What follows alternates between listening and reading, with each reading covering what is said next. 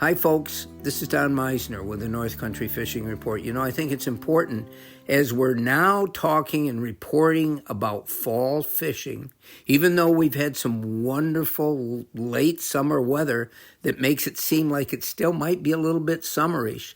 But now that it's fall, the transition is such that especially the lakes, the inland lakes in our area offer some of the finest fishing in the year. It's always tougher for me in the tributaries to find the fish, but in the lakes, there can be just fabulous, especially bass fishing. And just about every one of the lakes in our area have bass. A lot of times we don't think of them as bass lakes because they're more known maybe as a trout lake or a lake trout lake or something else.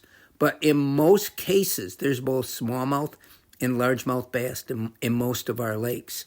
And I wanted to bring that out because the fishing can get tougher in some of the bigger waters in the fall. Unless you understand where those fish go in the fall, they aren't going to be in the same places they were in the summer in most cases. And I want to be real specific here because now let's get to the tributaries, like the Grass River, the Deer River, the St. Regis River, the Oswegatchie River, the Racket River, and even the smaller ones as you go inland. The fish in these areas, especially the bass, are going to have totally different habits. In the summertime, and I've always told you, if you can cast right up next to shore, and especially in that magic hour in the evening, an hour before sunset, in the summertime, those fish are going to be on a hunting campaign. They will be hunting, and they will travel into the very shoreline waiting for frogs and other type of things like that. They can get crayfish in there. They can get bugs, but frogs in particular, they really go after. Well, that isn't the case now. These fish aren't going to be found the same in the real shallows. If you think you're going to catch a lot of fish doing that, you'll spend all day just enjoying the weather and the sunshine. Now the fish will move to other pools and they'll have different foods that they predominantly feed on. And it's important to be aware of that, especially now.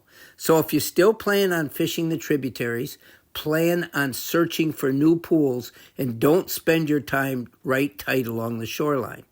If you're fishing the inland lakes, boy, I'll tell you what, those fish can be any place, but they'll be active. They haven't been pressured, and especially right now, they're really not pressured except by a few people in kayaks or canoes.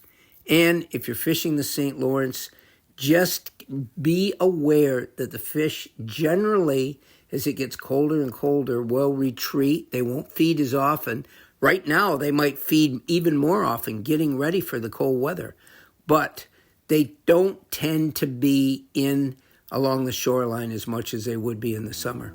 Until next time, folks, this is Don Meissner with the North Country Fishing Report.